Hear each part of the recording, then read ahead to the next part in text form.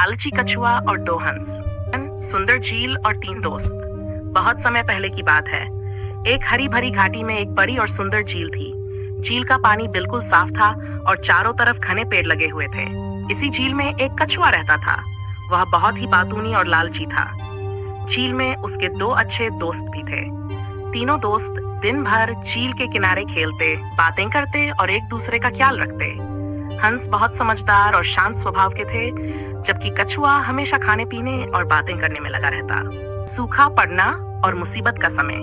कई साल तक सब कुछ ठीक चलता रहा, लेकिन एक साल बारिश बिल्कुल नहीं हुई। झील का पानी धीरे धीरे सूखने लगा।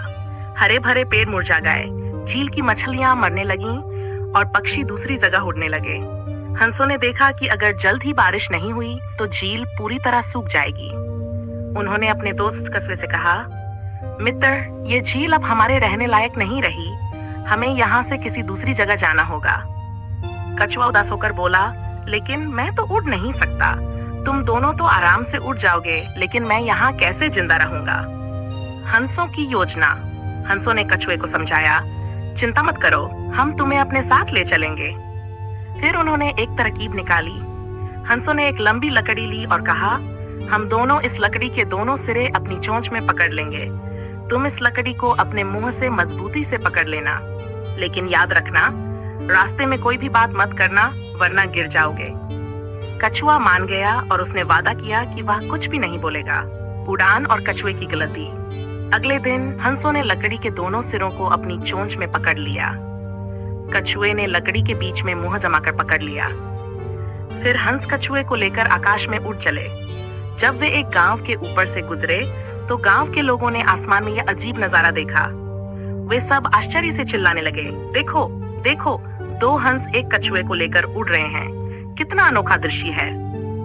कछुआ लोगों की बातें सुनकर खुद को रोक न सका। उसने चिल्लाकर कहा, हाँ हाँ, ये मेरे दोस्तों की समझदारी है। जैसे ही उसने मुंह खोला, लकड़ी छूट गई और वह तेजी से जमीन की ओर गिरने लगा। अंत और सीख। कछुआ ऊंचाई से गिरा और सीधे जमीन पर आ गिरा। उसकी जान चली गई। हंस बहुत दुखी हुए, लेकिन वे कुछ नहीं कर सकते थे। उन्होंने दुखी मन से कहा, अगर कछुआ हमारी बात मानता और चुप रहता तो आज वह जिंदा होता।